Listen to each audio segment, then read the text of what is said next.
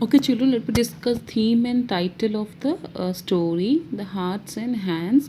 In this story, what we come to know that Mr. Easton was not a marshal, but actually a criminal who was caught by a glum-looking man because no marshal, bind himself with his right hand to a criminal. Clear. Let me read the theme of the story, which is given to you in a workbook, page number 73. See here, Hearts and Hands present an ironical situation with a surprise ending. The story has a surprise ending. We come to know at the end that Mr. Easton is not a marshal but actually a criminal. Something which you expect is not so at the end. The irony at the end of the story makes the story interesting. The unexpected revelation about the real situation in which Mr. Easton was placed surprises the readers. The story is set in a train to Denver. The story is set in a train to Denver. The train was going to Denver. An elegantly dressed,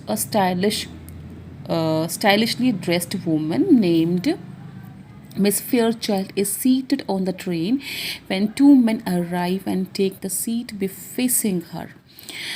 It quickly becomes apparent, Miss Clare, that the woman knows one of them. She speaks to the man, to this man, Mr. Easton, and then she is rather surprised to discover that he is handcuffed to.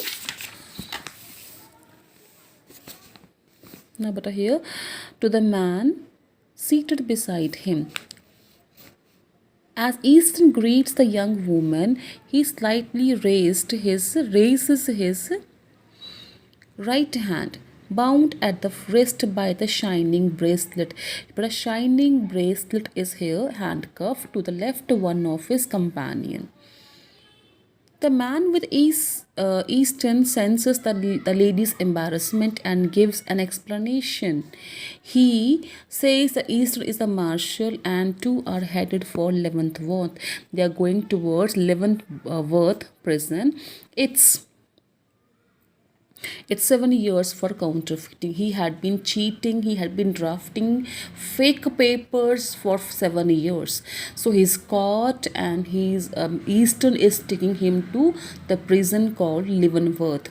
He says the young woman continues to stare at the handcuffs. To ease her concern, the other man tells her that all marshals handcuff themselves to their prisoners to keep them from getting away.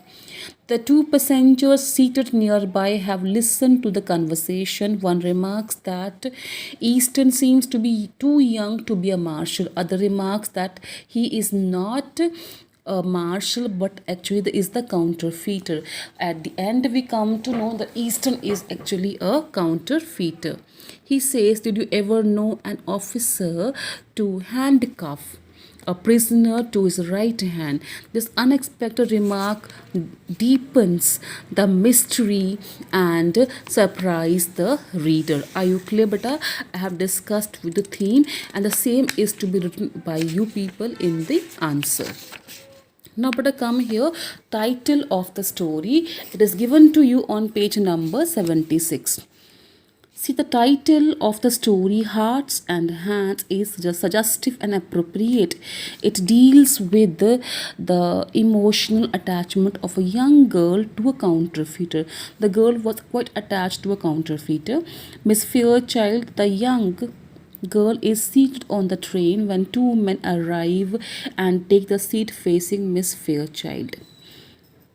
She begins to chat with one of them whose name is Easton. She is surprised to see that he's handcuffed to the man seated beside him. She sees that his right hand is bound at the wrist by the shining bracelet to the left hand of his companion. She gets hurt and becomes tense. To ease her tension, the man with Easton gives an explanation that Easton is the marshal and the two are headed for Leavenworth prison. Miss Fairchild is relieved of the tension, and thus the story has a suitable title. Children, this question comes every time in the paper, and you have to write the same paragraph in the answer.